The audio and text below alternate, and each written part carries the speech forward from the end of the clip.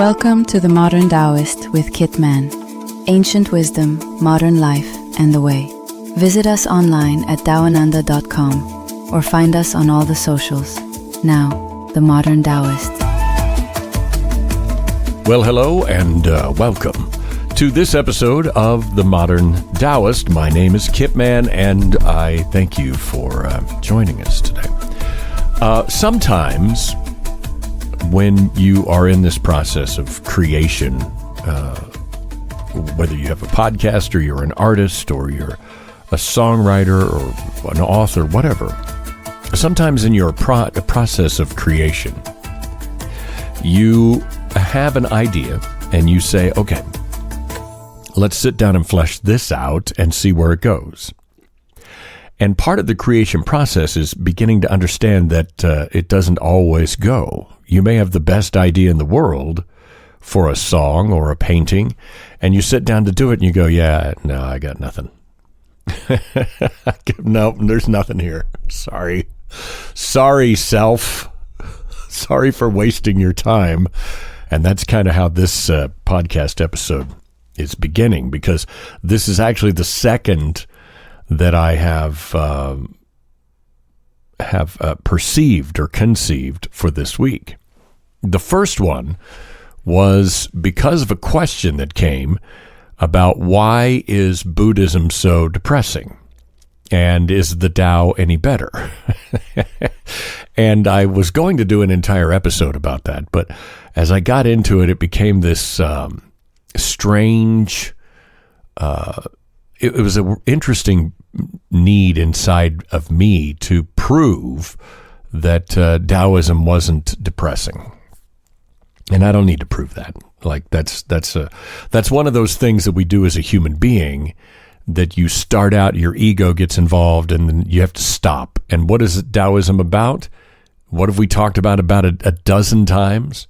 Noticing. Notice when you're straying. Notice when you're out of the flow. And as I was writing that episode, I was out of the flow.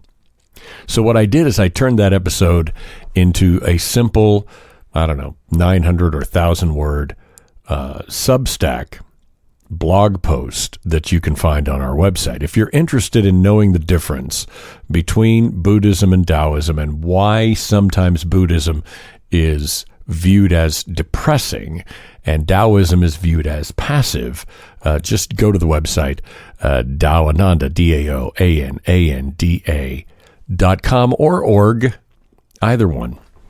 And you can see the blog link there, or you can go to Substack and find us.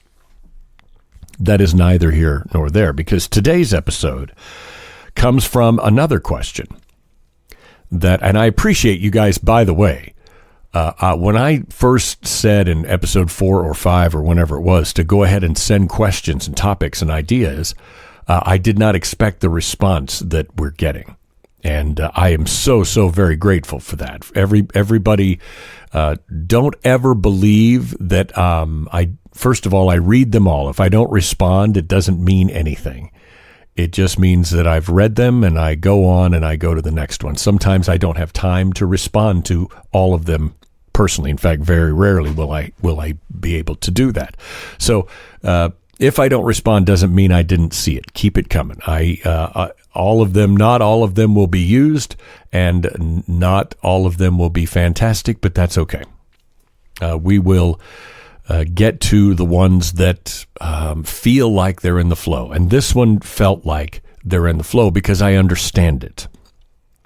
And the question this week came from someone who is, I'm not going to use her name, even though she said it was okay. I just don't feel like I should, because she's struggling right now. And she said that she has a hard time with any philosophy or what she referred to as religion, although we all know Taoism is not a religion. She says she struggles with all of them because she lives in chronic pain all the time. She hurt her back at one point in a car accident, and her life has just been horrible.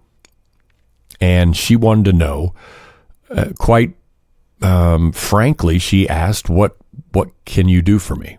What can Taoism do for me? What can you do for me? And that's a tough question when you get something like that, because you want to be able to say, well, I can do all kinds of stuff for you. But the fact is I can't. But it brings up a bigger question and a bigger topic, because there's something out there that I've always referred to as the chronic negative. And I don't mean negative as in your thoughts. I mean living with a problem that doesn't go away. So this episode, I want to talk about a little bit about what happens when the storm doesn't pass. It's one thing to have a bad week, right? A flu that lays you out, or a bill that you don't expect sets you back financially. But what about a problem that doesn't go away? What about the person that has lived with chronic pain? What about someone who has wrestled with depression for years? What about a family stuck in poverty with no clear way out? That's not a passing cloud. That is a sky that stays heavy and rains day after day after day. In our culture, the advice for people in this situation, to me, always sounds hollow. You got to stay positive. You got to push through. You got to think happy thoughts. Well, that's all well and good.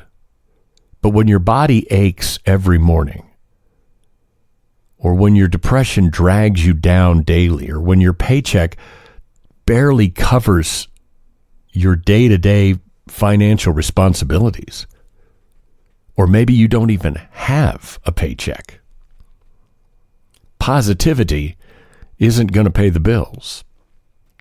And to me, sometimes, not always, because most of the time it's well-meaning, but sometimes the stay positive crowd can feel a little insulting, right? So the question becomes, for this episode, where does Taoism stand? Because Taoism doesn't pretend suffering doesn't exist, and it doesn't promise escape or a magic healing. Instead, I want to offer a different lens. Taoism holds both joy and hardship, gain and loss, health and fitness, or health and illness, actually. None of these cancel the other out. This is a big thing that people get in their heads, that if I'm healthy, then I'm healthy. You understand the difference between what I'm saying? If I'm wealthy, then my life is fulfilled. If I'm healthy, then my life is fulfilled. If I'm happy, then there is no pain. Well, none of that is true. They don't cancel each other out. They all belong. And it doesn't mean that Taoism is indifferent. It means that it doesn't frame struggle as failure. You are not broken because you have a chronic illness. You're not less because you live with depression. You are not cursed because you are poor. These conditions are not punishment. They are realities within the Tao, and the practice is learning how to move with them rather than against them. Will you find relief if you learn to move with them? Yes and no. And I'll explain. This is where Qigong, Taoist medicine, and Taoist philosophy all overlap. Not in promising to remove every pain, but helping you find balance. To breathe even when it hurts. To find rhythm even when your world feels stuck. And that's the guiding question. What does Taoism offer to those living in the chronic negative, with the struggles that won't go away overnight? So we'll look today a bit about how Taoist thinkers throughout history approached hardship and how these practices adopt to chronic conditions today, Sometimes the Tao isn't about escaping the storm, but learning how to live when the storm is your reality. One of the first things we need to do when talking about Taoism and chronic struggle is clear the way that, in fact, clear a way, get rid of the assumptions that people carry from other traditions. Because your brain is conditioned to think of these processes and these thoughts as a religion. Because in much of Western religion, the message is pray hard enough, believe strongly enough, and you will be healed. The sickness will be lifted, the depression will be gone, poverty will turn into showers of money. If it doesn't, the blame lands on you. You didn't have enough faith. You didn't pray hard enough. You doubted. You doubted. How dare you doubt? Taoism doesn't walk down that path. It doesn't see the universe as a judge handing out punishments and rewards based on your devotion. It doesn't ask you to plead your case to a higher power and then sit back and wait for relief. It sees life, the Tao sees life as flow, a current that carries health, sickness, joy, wealth, sorrow, poverty. It carries all of them at the same speed. There is not a single condition that is proof of divine approval. And more importantly, there is no divine rejection. And that's an important distinction. If you are living with chronic illness, Taoism doesn't tell you just breathe the right way and you're never going to hurt again. If you're living in poverty, Taoism doesn't say just meditate and the money will come flowing. Those would be lies. And Taoism is not built on lies. Taoism doesn't offer escape, it offers alignment. You understand? Taoism says, given this reality, how can I move with it instead of being crushed by it? I want to make something clear. The universe, there's a lot of people say, what is the lesson I need to learn from this situation that I'm in? The universe trying to teach you something through your pain? That's a question that I struggle with because Taoism doesn't frame it that way. Pain is not a cosmic chalkboard that's scribbled with weird messages that you have to decode. Taoism isn't teaching you in that sense. It's not. Taoism doesn't scold. It doesn't punish you. It doesn't dangle lessons like riddles that you have to freaking figure out if you want to move through it. That's not. I don't believe that every struggle is a lesson. But here's the nuance. Because Taoism does say that you can learn from what is happening. So there's a difference between learning based on what's going on and how you navigate it and this all-empowering being trying to teach you a lesson. Okay? You can learn from illness and poverty and depression, but they didn't show up to teach you. They arrive because they're part of life. Yet, once they're here, you can then choose to observe what they might reveal. You understand? They didn't show up to teach you a lesson. However, you have the choice to observe what is being revealed to you. Chronic illness might show you the limits of force. Depression might expose how fragile the mind can be under constant pressure. Poverty might reveal the weight of that our culture places on possessions. These are not cosmic punishments. They're opportunities for awareness if you're willing to see them. So Taoism doesn't demand that you wring meaning out of suffering. Sometimes pain is just pain. It just is. But it does invite you to notice, within this pain, is there something that I can truly carry forward? Not because the Tao is arranged as a lesson, but because everything in life contains insight. And that's the difference. Taoism isn't going to sell you the promise that a prayer will erase your hardship. It's not going to promise you that suffering is secretly a blessing in disguise. That's BS. Okay? When somebody says that to me, I always just throw my hands up and go, you know what? No, it isn't. There is no blessing in disguise. What you have to do is take an honest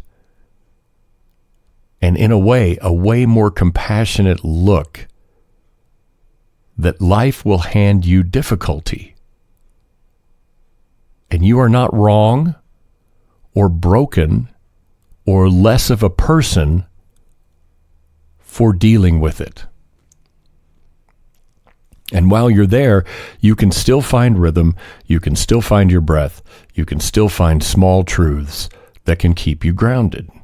There's no denial, no magical thinking, just a steady, sometimes quiet work of finding the flow inside of whatever reality you've been given. And I speak at a lot of this. Don't mishear me here. I am not speaking at this from some kind of high place. I have lived all of this.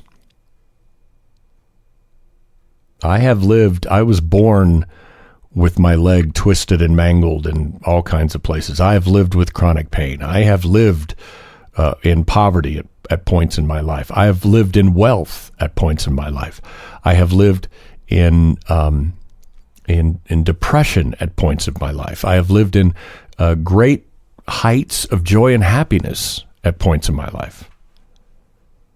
So I'm not giving you this message today from some kind of exalted throne. I'm giving it to you from a place of having lived it.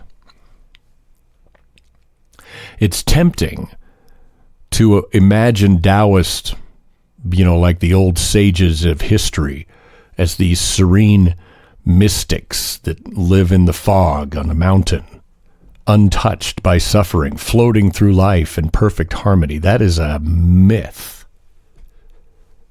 Taoist practice did not develop in heavenly towers. It grew out of villages and mountains and farms and places where poverty and illness and limitation were everyday facts of life. Think about the farmer in ancient China. Crops fail, winters hit hard, sickness spread without any modern medicine to fight it. Or imagine a monk living in the mountains where there's no food, and your body is tested by cold and isolation. Taoist philosophy was not written from the comfort of certainty. It was written from the reality of struggle. One of the earliest Taoist texts, Zhuangzi, is filled with stories of people facing limitation, sometimes extreme. In one tale, Zhuangzi himself reveals that a man who has lost a leg and the man that insists he is no less whole. His spirit, his flow with the Tao isn't defined by the fact that he's missing a leg. That's not a metaphor. It's a story from more than 2,000 years ago about living with a permanent disability. The lesson wasn't that the universe punished him or that his suffering was secretly a gift. The point was that even in limitation, one can still find life. There are stories from Taoist hermits, people who withdrew from society, not because life was easy, but because it was hard. Some of them were escaping war and poverty and political persecution. They found their way into the mountains, living simply, growing food, brewing herbs, practicing qigong, not as a luxury, but as survival. So Taoism grew out of these contexts. You understand, illness was everywhere back then.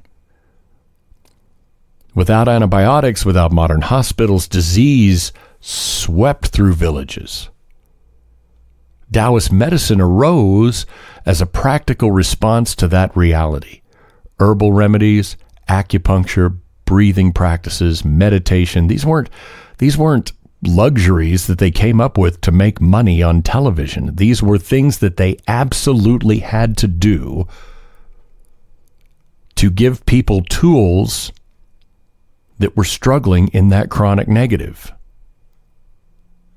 They were attempts to work within your body's rhythms in the face of unavoidable sickness. Even the breathing practices that I use today that I used this very morning were developed to strengthen the lungs against chronic conditions. And I have to do that every morning. The point here is simple. Taoist philosophy was not written for the privileged, the wealthy, the healthy. It was written in a world where hardship was constant. And it was, instead of promising an escape, it offered a way of being within that hardship that did not destroy the spirit. So contrast this with other traditions where poverty was seen as some kind of divine punishment or illness was a mark of sin. Tao doesn't judge. It doesn't tally up virtue and reward or punish accordingly. It just flows. It just is. Health and sickness just are. Wealth and poverty just are. Joy and sorrow, well, they just are. They're all part of the current. Doesn't mean to be passive. A sick farmer didn't just lay in his bed and go, well, I'm in the flow, might as well die now. Peace out. No, he sought out herbs. He looked for ways to flow within his situation. A poor family still worked in the fields to try.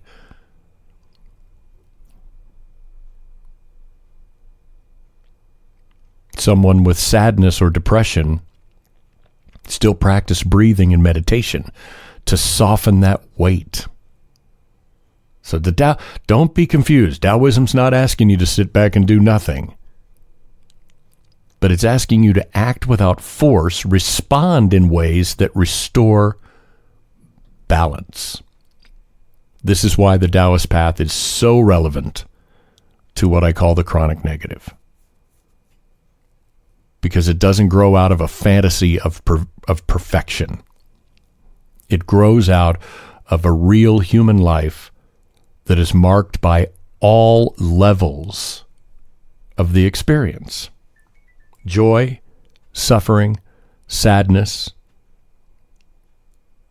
The illness may stay, the poverty may not lift, the sadness may return. But none of these make you less whole. They don't make you less of a person. They don't make you less deserving.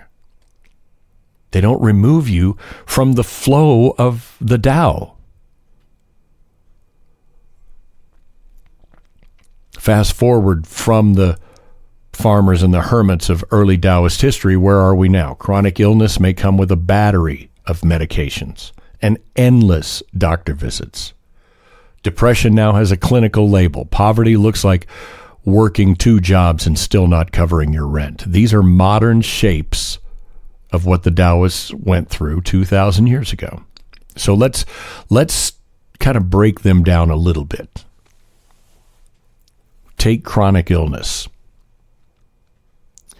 Western medicine is remarkable at treatment. Surgery, prescriptions, therapies. However, often they're measured in terms of cure or control. So what if your condition can't be cured? What if it's something you have to live with for the rest of your life? Well, you need another frame then. Because health isn't the absence of sickness. Health is not the opposite of sickness. It's the ability to live within the balance of what is. Do you see what I'm saying? If you have limited mobility, you've lost a leg, or you have back issues, Qigong can be adapted for people with limited mobility, even just breathing practice or gentle seated movements. Science backs all this up. Studies show Qigong lowers your stress, improves your immune response, and helps manage chronic pain. It's not going to erase your illness. You do Qigong. If you have a chronic lung issue, let's say, and if you do Qigong, it's not going to cure you, but it's going to help you navigate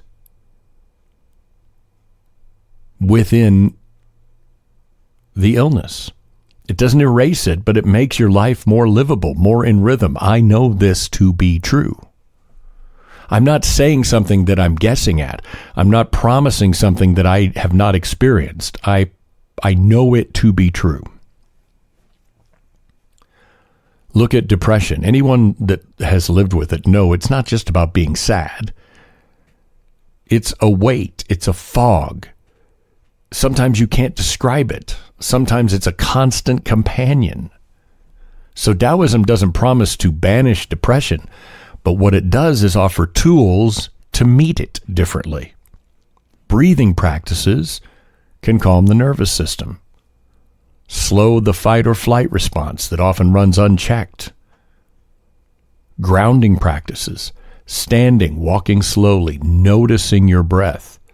They all sound boring, but they create small anchors in your day. And more so, modern neuroscience is backing all of this up. Taoism is the one ancient philosophy that is being proved by science every day. Mindfulness and breath work change your brain pattern. They boost alpha waves. Alpha waves are linked to calm, lowering cortisol and improving mood regulation. Taoism's ancient rhythms line up with what science is now confirming. Of all the chronic negatives that you can live with, the one that is most easily changed is depression. For Taoism, I don't mean it's the most easily changed, period. I mean it's the one that is the most easily tackled by Taoist medical practices, because it's been proved by science that you may not get rid of your depression, but its effects will be more easily livable. Let's talk about poverty. Taoism does not, I want to make this very clear. Unlike some other traditions where where poverty and poorness is noble, Taoism does not romanticize being poor. It doesn't call poverty holy. It doesn't elevate our worthiness like some traditions. But it does ask us to reconsider what wealth means. The Tao Te Ching says, those who know they have enough are truly rich. In a society we're constantly upgrading to find success, Taoism says enoughness is what defines success.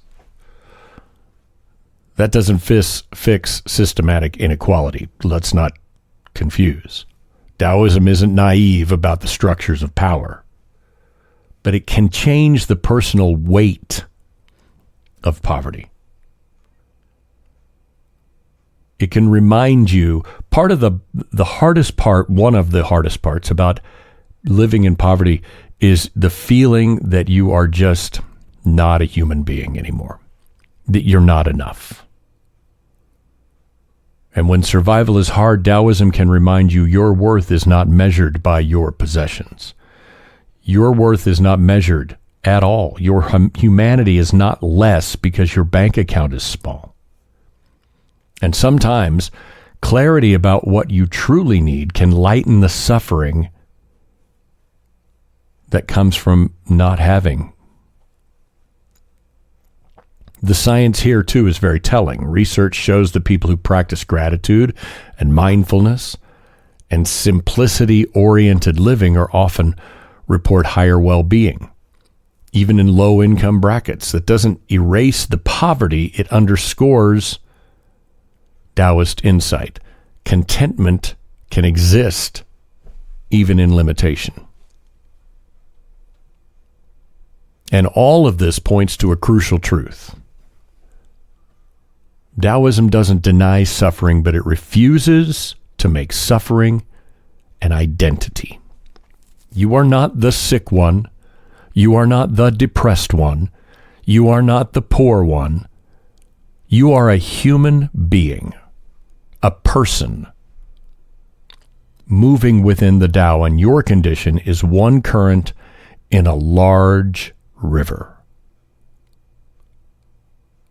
Science again echoes this. Patients who identify as more than their diagnosis often cope better, manage their symptoms more effectively, experience a higher quality of life.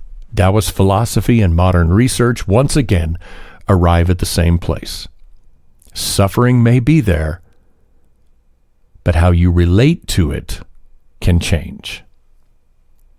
So what does this mean practically? It means Taoism doesn't sell you easy answers, but it will give you the tools to move through differently, to move differently through the struggle. But let's be honest. Everything I've said can sound like pretty words. Flow with the Tao. Find balance in the struggle. Don't let that sickness define you, cubby. But if you're the one lying awake in pain every night, staring down a month of bills you can't pay, or dragging yourself through depression, it's fair to say, okay, Kit, how do these things actually help me? And that's the right question. Because Taoism isn't meant to be wallpaper, a nice philosophy you can hang over a hard life. It's meant to be something that you practice in the middle of life. I don't want to be depressed. Of course you don't. Taoism doesn't ask you to like it or pretend it's a gift. What it does ask is, what can you do in this moment without force to loosen the grip even a little? That might be one breath that interrupts a spiral. One step outside to feel the ground. One pause before reacting. These aren't cures. Taoism offers a foothold. Again, science backs this up. Studies show 2 minutes of slow, steady breathing lowers cortisol and reduces anxiety. I don't want to be poor. Of course you don't. Poverty is brutal. Taoism won't deny that reality or pretend you can breathe your way into a new tax bracket. That's ridiculous. But what Taoism does do is helps you separate survival from status. In a culture that equates worth with possessions, Taoism says you are not what you own. I know that doesn't fill the fridge, but it does take away a layer of shame that makes poverty heavier than it already is. On the practical side, Taoist practice emphasizes simplicity.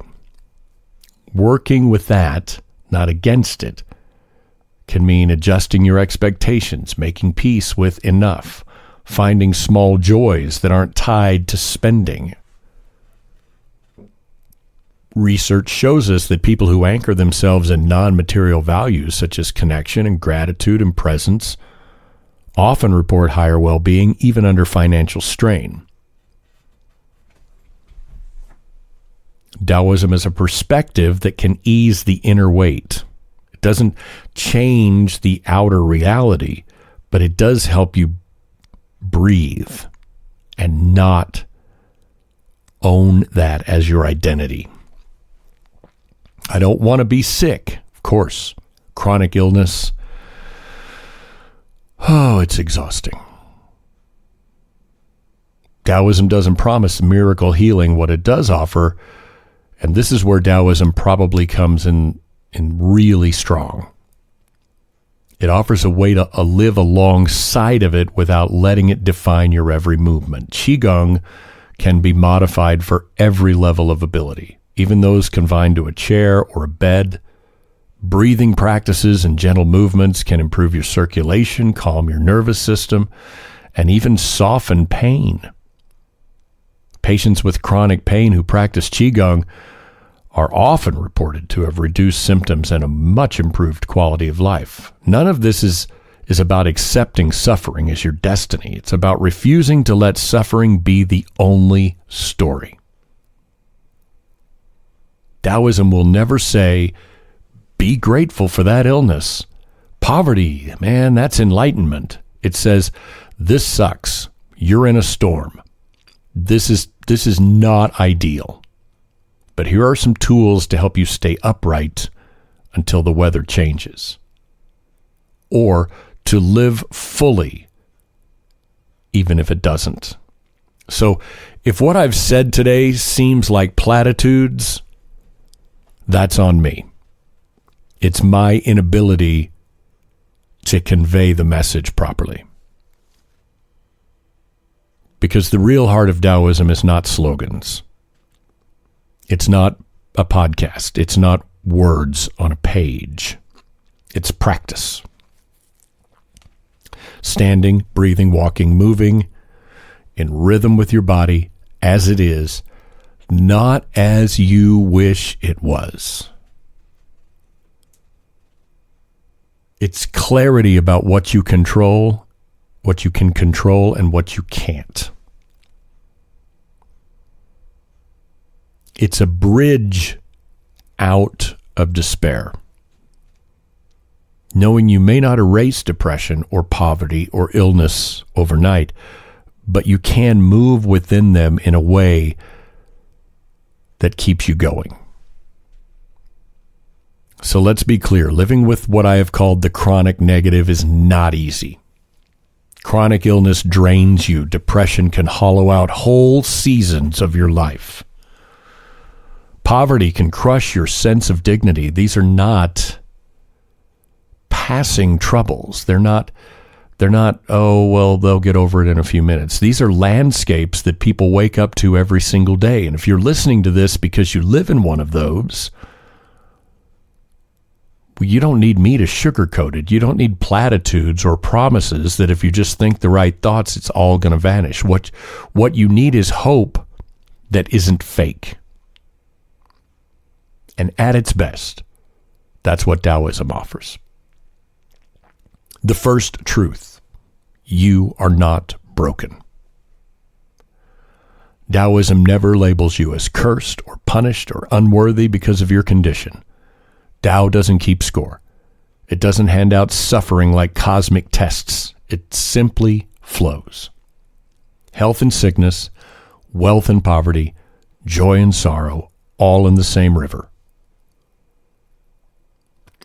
Your struggle is not evidence that you have failed. It's evidence that you are alive in the flow of things. The second truth, suffering doesn't erase your wholeness. You are not your diagnosis. You are not only your depression. You are not only your poverty. You are still a person, moving, breathing, and capable of so much. capable of moments of clarity and love, capable of connection, even in the middle of pain.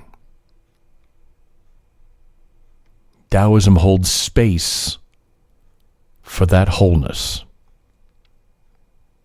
It doesn't deny the struggle, but it refuses to let the struggle be your identity. In the third truth, you have tools. Small ones maybe, but real. Not fake faith healing promises, not give me another few bucks and I'll give you an app that'll help control your depression. Pardon my language, but that's all bullshit.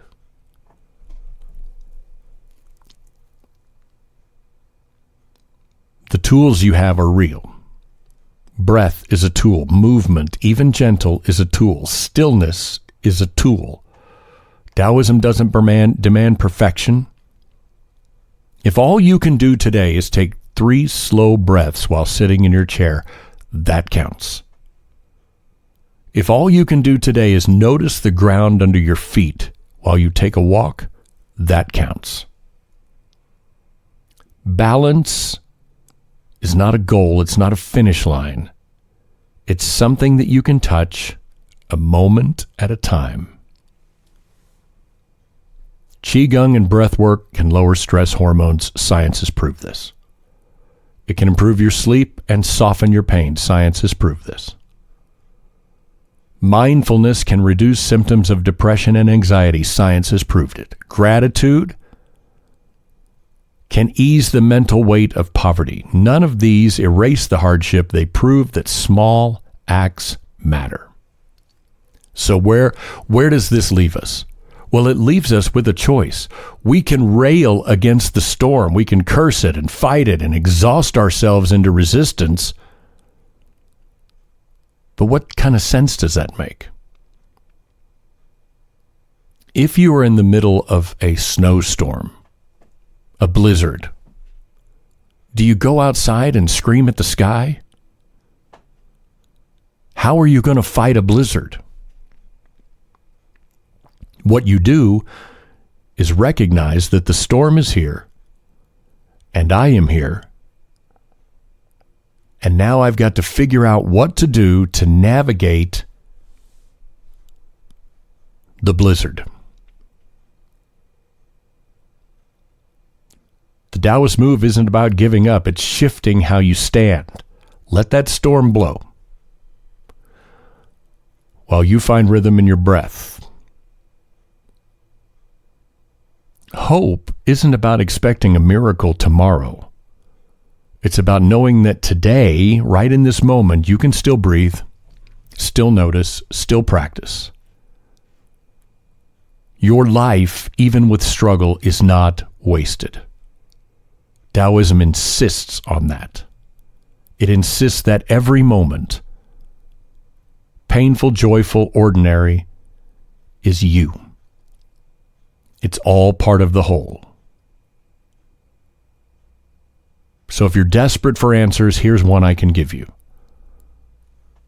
Taoism doesn't erase pain, but it refuses to let pain erase you.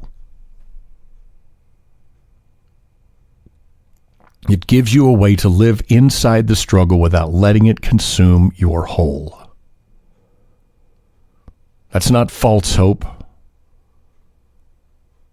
that everything's going to magically change, but a grounded hope that you can still live meaningfully, even in the chronic negative. The chronic negative is real, but so is your ability to meet it, to fight it with breath, with balance, with clarity. And that ability, however small it feels, is enough to begin. Trust me, the smallest step you can take to feel that clarity, to feel yourself, is enough. And if you've stayed with me through this whole conversation, I want to leave you with something simple and real. Taoism, as I've said, it's not going to claim to pray away the illness or breathe away depression or meditate your way out of poverty. But it does give you a way to live within those realities without letting them crush you. That's the rhythm Taoism points us back to. Not perfection, but presence. If this conversation has meant something to you, I'd love for you to be part of the community. Subscribe to the Modern Taoist podcast wherever you listen. Share it with someone you know who might be in need of perspective, a breath of balance. If you're on YouTube, please hit subscribe there as well. You'll find full episodes and shorts to keep these ideas alive in your daily practice. Every follow and every share helps this grow, which helps more people. More important than numbers and algorithms is my final message to you today. Whatever chronic struggle you're facing, illness, depression, poverty, or just simply the ongoing grind of life, you are not alone. You are part of a flow bigger than any single hardship, and in that flow, there's room for breath, for balance, and for you. Thanks for listening to The Modern Taoist. Thanks for listening to The Modern Taoist with Kit Man. Visit us online at dawananda.com or find us on all the socials. Please like or subscribe on this platform, and thanks again.